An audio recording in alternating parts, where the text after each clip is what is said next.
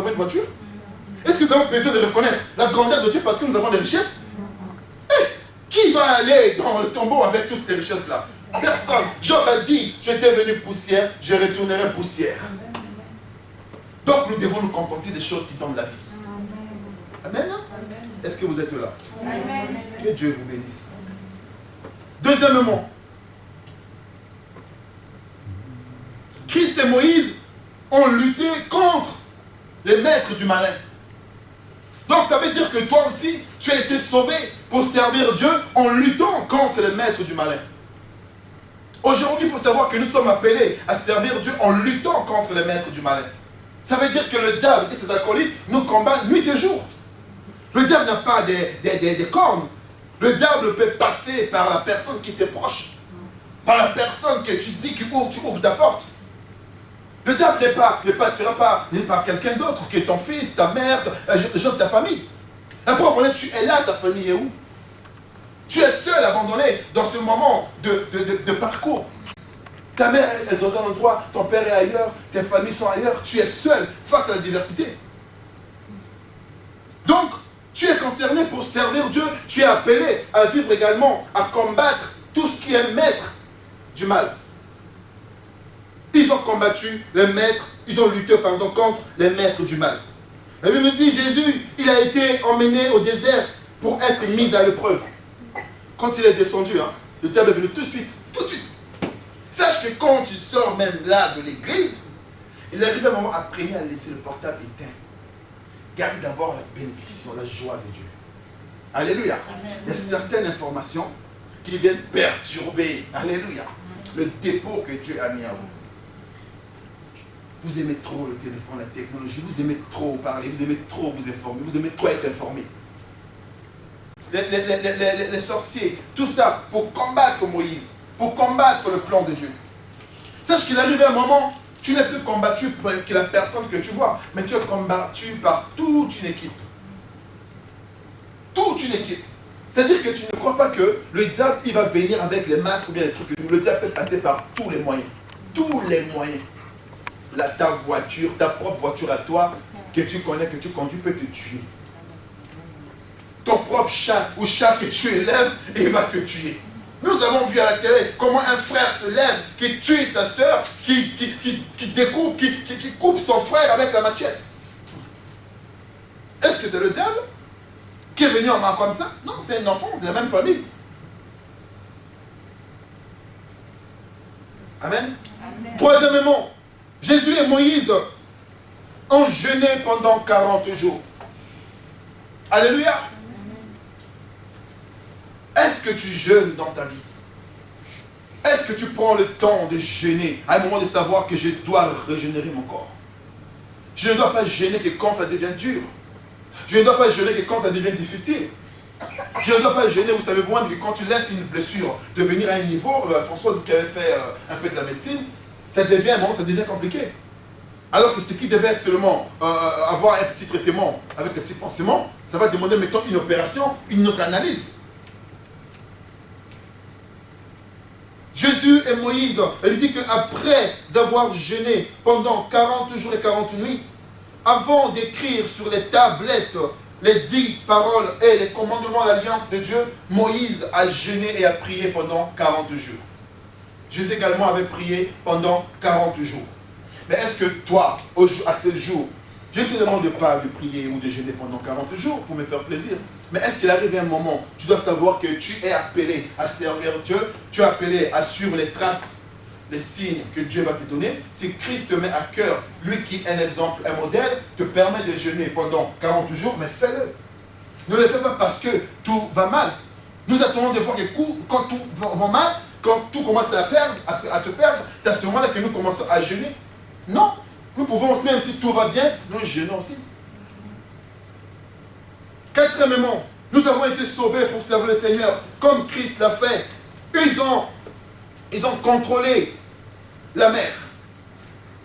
Elle lui dit quoi? Elle lui dit, arrivé un moment, Jésus, avec ses disciples dans la barque, il était en train de dormir, il y a eu quelque chose qui s'est passé, il y a eu la tempête qui s'est levée, les disciples ont commencé à avoir peur, à courir de partout. Jésus s'est levé et dit, les hommes de peu de foi. Jésus n'a pas dit les disciples. Il a rappelé les hommes. Pourquoi? Parce que l'esprit de peur qui est en nous, c'est un esprit humain. Jésus n'a plus dit les disciples, parce que un disciple n'a pas peur de la tempête. Alléluia. Amen. Pour les disciples, à ce jour-là, c'était la barque, c'était la mer, c'était la tempête. Et toi, c'est quoi? Tu as Jésus dans ta vie? Tu as vraiment Christ dans ta maison? Tu as un problème, tu vas sortir de ta maison pour aller voir, ou bien consulter, ou bien voir quelqu'un pour demander la solution? Pour aller te confier à une amie, tu pars de chez toi, tu prends le bus, tu prends la voiture pour aller voir un ami, une amie, qui ne sait même pas s'il a le Seigneur en lui. Alors que Jésus est dans la barque avec les disciples, et les disciples ont commencé à avoir peur. Il a dit, mais les hommes de peu de foi, combien de fois toi tu as peur? Alors tu sais que tu es né de nouveau, tu as Christ avec toi comme le pasteur nous a dit le dimanche dernier. Tu es né de nouveau, tu as peur de la tempête, tu as peur de la crise, tu as peur du célibat, tu as peur de la solitude, alors que tu as Christ comme le pasteur l'a dit, l'ami fidèle, le seul et véritable ami. C'est lui qui ne se trompe jamais, qui ne trahit jamais. Tu es avec lui dans ta vie, tu as peur. Et là, je commence à penser, il faut que je me marie. Mais qui t'a dit que l'âge passe? À quel âge Abraham a eu un enfant? À quel moment? Nous sommes le miracle de Dieu. Depuis la naissance, Dieu a fait des miracles et des miracles et des miracles. Et il le fera encore dans notre vie. Qui t'a dit que c'est fini? Comme j'avais dit la dernière fois, qui t'a dit que tu es nu? Personne. Donc, Jésus et Moïse ont contrôlé la mer. Il s'est levé, il a dit ce, il n'a pas crié, oh non, non, il s'est levé dans le calme. Il a regardé juste la mer qui s'agitait. Il a dit un mot. Et tout s'est, la Bible dit que tout s'est calmé. Matthieu 8, chapitre verset 26. Alléluia. Amen. Moïse, pareil. La Bible dit que Moïse a entendu sa main sur la mer et le Seigneur a exaucé sa prière. Exode chapitre 14, verset 21. Moïse s'est levé, a juste tendu ses mains vers la mer qui s'agitait s'est calmée. Tu as été sauvé pour servir. C'est à ce moment-là que tu dois savoir, je sers un Dieu qui doit calmer la mer. Je sers un Dieu qui doit calmer les tempêtes. Cinquièmement, la Bible dit qu'ils ont nourri une multitude de personnes. Ils ont nourri une multitude. Aujourd'hui, tu as que 3 enfants. Dès qu'il n'y a pas de pot de yaourt, on dirait que c'est la panique. Hein? On est prêt à aller emprunter de l'argent, même chez un païen, même chez un qui, parce qu'on a peur. Alors qu'il y a des enfants qui vivent en Afrique, les 3 jours, 4 jours, 5 jours, ils ne mangent pas, ils sont en bonne santé. Mais chez nous en France, on est tellement habitué au luxe, au truc. Dès qu'il y a un petit truc qui manque, on est paniqué. La Bible dit que Moïse et Jésus ont nourri une multitude de personnes.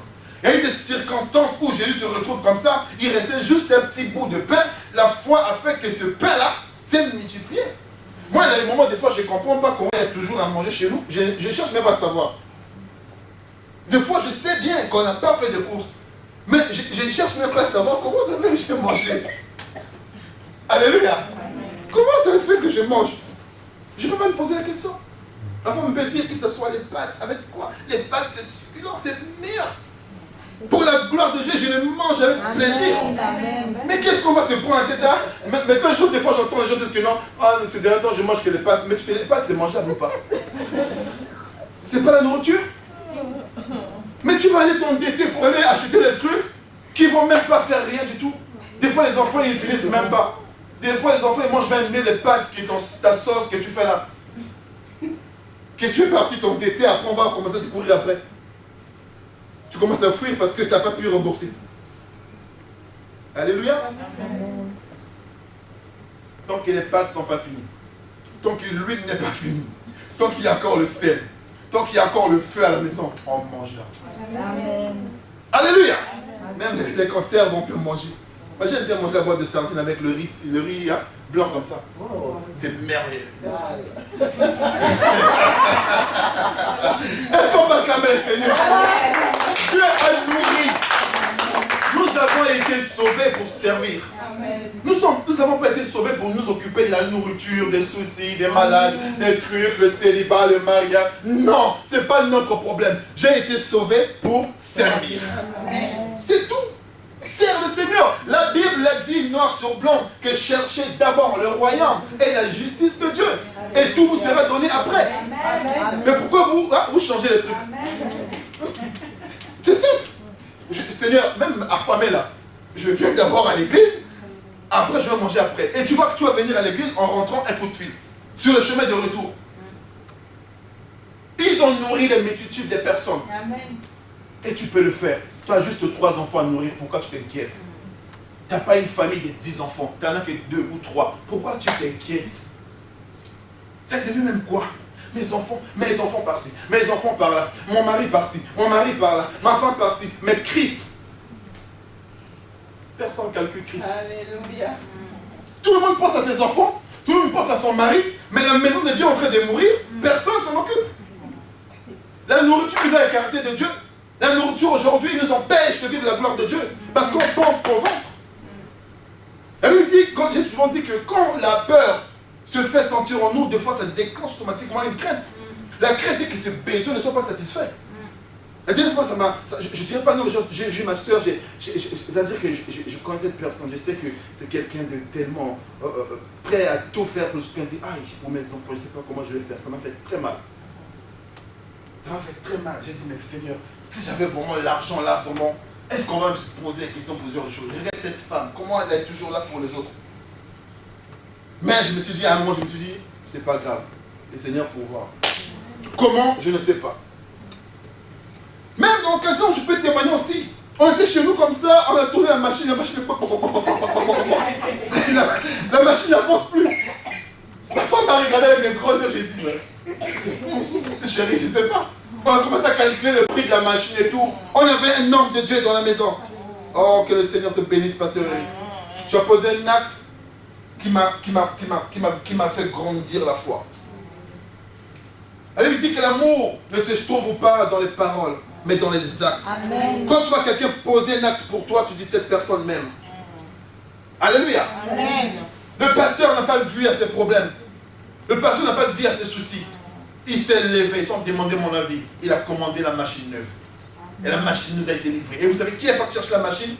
Et c'est lui-même. Qui est parti porter la machine, qui a souffert dans les escaliers au 3e étage, a porté la machine jusqu'à lui déposer à la maison. Amen. Je suis rentré, je l'ai vu assis, j'ai dit waouh. J'ai dit, mais est-ce qu'on peut dire même que le Seigneur est vivant? Est-ce qu'on ne va pas chercher à dire que Dieu existe et tout? Ta bénédiction est à côté de toi. Amen. Ta soeur est la source de ta bénédiction. Amen. Ton frère est la source de ta bénédiction. Est-ce que moi je dois mourir de faim? Vous êtes combien là? Moi si j'ai faim à la maison, si je vais chez toi, je ne vais pas manger? J'ai combien de soeurs là? Pourquoi on meurt de faim? L'orgueil. Si je vais là-bas, on va dire, hein, elle n'a pas de moyens. Ah, le Dieu qui est pris là, tu as vu? Elle a non, moi quand je vais chez toi, je mange. J'aime beaucoup Pasteur Eric parce qu'il est très simple. Hein, on mange, on s'entraide. Quand je viens chez lui, on boit, on mange ce qu'il y a. On ne se dit pas, ah, il commence à paniquer, venez pas chez moi. Non! Laissez les gens venir chez vous. Même s'il n'y a que de l'eau, ce lot-là va être transformé. Amen. Parce qu'ils ont nourri les multitudes de personnes. Amen. Nous avons été sauvés pour servir Dieu. Nous n'avons pas été sauvés pour nous inquiéter de notre propre vie.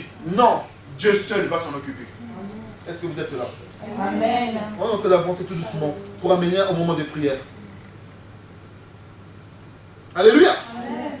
Ah, il a nourri plus de 5000 personnes. Matthieu, chapitre 14, versets 20 à 21. Ça, c'est Jésus-Christ. Et Moïse, à son tour, le peuple commençait à pleurer de faim. On dit, ah, nous étions bien là-bas.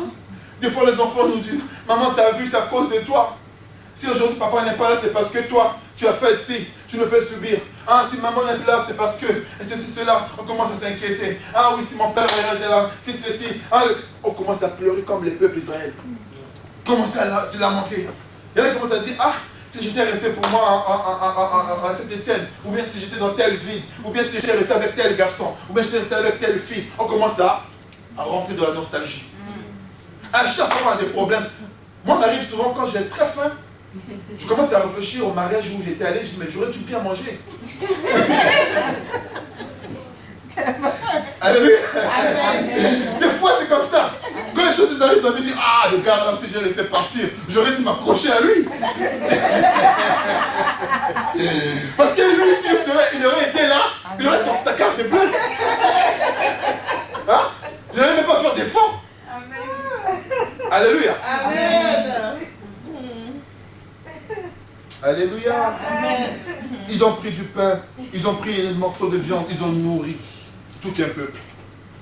Alléluia. Amen. Donc, sixièmement, la Bible dit que Jésus et Moïse ont présenté un visage rayonnant. Alléluia. Les enfants de Dieu aujourd'hui, à un moment tu te dis, mais qu'est-ce qui se passe? À un moment tu as envie de dire, bon, je fais la bise, ou je fais pas la bise, je salue, ou bien comment? Non, arrêtez, bien-aimés. Arrêtez de faire semblant. Des fois, tu croises même dans le bus, dans le métro, les sœurs, des fois, tu te dis, mais qu'est-ce qui ne va pas? C'est elle, c'est pas elle. Bon, j'évite qu'elle est parce que tu vois, mais qu'est-ce qui ne va pas même? Pourquoi on tire les visages, on tire le front, on est énervé comme si on est constipé? Non! Non! Alléluia! Oh, Jésus de Nazareth. Jésus de Nazareth. Vous savez, quand on est heureux, dans une situation difficile, tu n'as pas besoin de prier. Quand tu es heureux, juste heureux. Juste heureux. C'est une position positive. Amen. Juste la position heureux et Seigneur béni. Avant d'ouvrir ta bouche. La Bible dit que ici, Moïse et Jésus ont eu un visage rayonnant. Christ est apparu devant Pierre, Jacques et Jean, transfiguré. La Bible dit que son visage, alléluia, son visage était brillé comme le soleil. Ton habit était clair, son corps était clair comme la lumière. Nous avons été sauvés, qu'arrivait un moment, il faut que nous vivons les choses. Quand nous sortons de la prière, quand nous sortons de certaines choses, quand nous sortons de l'église, il faut que notre visage brille. Amen. Ce n'est pas le visage où on triche avec le maquillage, où on essaie de camoufler certaines choses. Ce n'est pas la vie où on veut refaire sa poitrine. Ce n'est pas la vie où on veut changer son nez. Alléluia. Ce n'est pas la vie où on veut enlever ci, ajouter ça. Mais c'est une vie naturelle. Quand tu sors naturellement de la présence de Dieu, naturellement tu es naturel. Amen. Et ton visage brille. Nous avons été sauvés pour avoir un visage qui brille. Amen. Nous n'avons pas été sauvés pour être encore dans le malheur. Non. Tu viens à l'église et tu ne comprends pas, ta vie ne change pas. Ça veut dire que tu n'as pas encore été sauvé. Amen. Amen. Tu fais semblant de servir Dieu. Alléluia. Elle dit qu'en descendant du mont de Sinaï, la peau du visage de Moïse était également rayonnée. Pour Jésus, c'est dans Matthieu 17, 2. Et pour Moïse, c'est dans Exode chapitre 34, versets 29 à 35. On n'a vraiment pas le temps de lire. On va lire à la maison parce qu'on va prier. Waouh. Donc, nous devons accepter à un moment que, même si nous sommes dans la difficulté, même si nous sommes dans les problèmes, ça ne vous empêche pas de vous lever. Ça ne vous empêche pas de vous faire belle. Mais continuez à le faire. J'aime beaucoup les sœurs que Dieu nous a données à la femme de l'espérance. Parce qu'à chaque situation, des fois, je ne comprends pas comment Dieu multiplie certaines choses. Amen. Amen. Dieu fait toujours en sorte que nous arrivons à sauver toujours les situations parce que nous sommes soudés.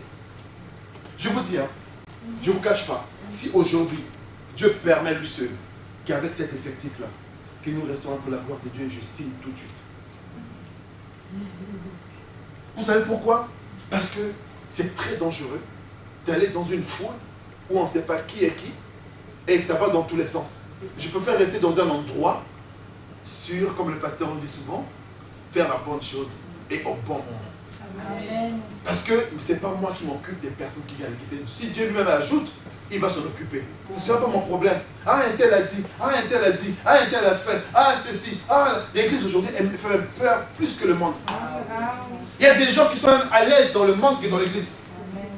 L'église commence à tuer les âmes. L'église commence à oppresser les chrétiens. Pourquoi? Parce qu'il n'y a pas cette révélation de savoir qu'arrivé un moment, Amen. il faut savoir que nous devons avoir le visage qui rayonne. Quand je vais quelque part, je vois Eric, il est rayonné. C'est un beau gosse. C'est vrai. Amen. Bon, mon frère, je suis marié, hein, sinon les gens allaient poser des questions. Les gens allaient dire, oh, lui il a vu sa mère, c'est le mariage pour tous. Au nom de Jésus. Alléluia. Notre mariage pour tous, c'est un homme et une femme. C'est trop merveilleux. Alléluia. Dieu est merveilleux. Nous devons assurément avoir un visage rayonné. Ne laissez pas les problèmes nous voler notre beauté. Je vous dis franchement, vous n'êtes pas comme ça, vous êtes plus belle que ça. Vous êtes plus belle que ça. Mais les problèmes vous empêchent. Vous êtes obligé de masquer, de masquer, de masquer, de masquer les trucs. Et le sourire qui ne sont pas vrais. Ah, ma soeur Corélie, ah, bonjour. Vous vous forcez à sourire. Même au niveau de l'église, vous vous forcez à parler en langue.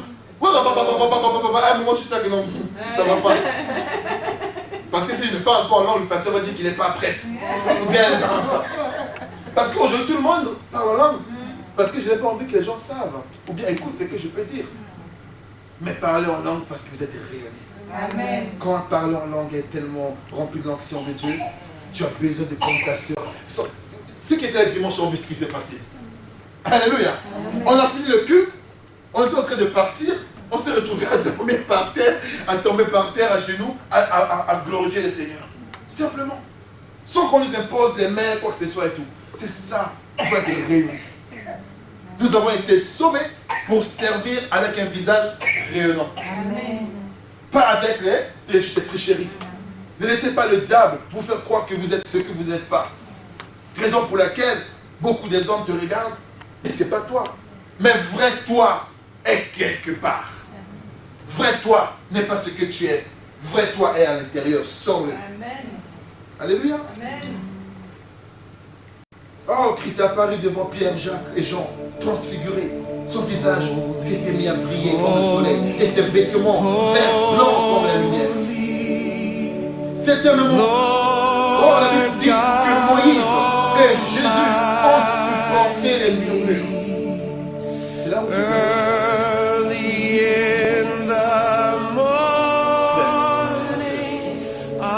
Est-ce que tu es, moi je dis, est-ce que tu es et dire aux gens que moi que vous voyez là, c'est parce que. Holy, merciful.